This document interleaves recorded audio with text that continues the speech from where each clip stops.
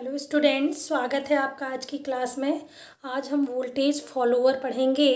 Voltage follower जब हम input में जो सिग्नल्स अप्लाई करते हैं वो equal and same phase same magnitude के हमको आउटपुट देते हैं, तब हम उसको कहते हैं ये एक वोल्टेज फॉलोअर है।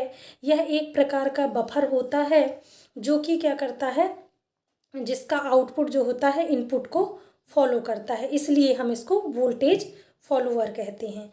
हमने नॉन इन्वर्टिंग एम्पलीफायर में पढ़ा था कि नॉन इन्वर्टिंग एम्पलीफायर और वोल्टेज फॉलोअर का जो सर्किट डायग्राम है वो सेम है। मैंने पिछली क्लास में आपको पढ़ाया है, आप जाके उस वीडियो को देख लीजिएगा। तो हमने देखा था कि जो नॉन इन्वर्टिंग एम्पलीफायर का हमने जो गेन निकाला था वो था V0 बराबर 1 प्लस RF/R1 इंटू Vin, है ना। तो ये क्या है, ये इसका गेन था नॉन इन्वर्टिंग एम्पलीफायर का। तो यहाँ पर चूंकि हमने देखिए ना किसी प्रकार का रजिस्टर यूज़ किया है ना, ना ही फीडबैक रजिस्टर यूज़ किया है और ना ही किसी प्रकार का रजिस्टर यूज़ किया है। तो जब हमने यहाँ पर दोनों रजिस्टर्स यूज़ नहीं किए हैं तो यहाँ पर RF और R1 दोनों का मान 0 होगा। हम यहाँ 0 0 रख देंगे तो सिंपली हमको जो गेन है वो हमारा 1 निकल के आ जाएगा, ठीक है, 1 हो जाएगा। तो अगर हम क्या कर रहे हैं, इनपुट में अगर हम ये देखिए साइन वेव दे रहे हैं तो आउटपुट में हमको साइन वेव ही आएगी, लेकिन कैसी, same magnitude and same face की आएगी।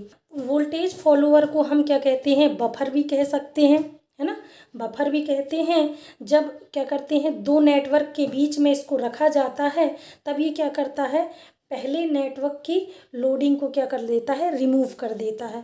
तो कुल मिलाकर देखा जाए तो वोल्टेज फॉलोअर के बहुत सारे लाभ हैं। कुछ लाभ मैं आपको बताती हूँ, है ना। इसका सबसे पहला तो इसकी बैंडविड्थ अधिक होती है।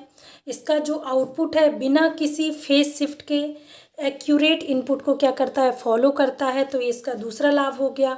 तीसरा यह है कि इसका आउटपुट इम्पीडेंस बहुत कम या 0 के बराबर होता है। बफर के रूप में यह इम्पीडेंस लोड को हाई इम्पीडेंस सोर्स क्या करता है, कनेक्ट करता है। और चौथा है, इसमें इनपुट रेजिस्टेंस का मान बहुत अधिक, मैंने यहाँ पर आपको बताया कि बहुत अधिक या 0 के बराबर होता है, जिसकी वजह से हमको गेन 1 मिलती है ना। अतः इसका जो 1 मेगा ओम के ऑर्डर का हमको क्या मिलता है, इसका गेन मिल जाता है ना।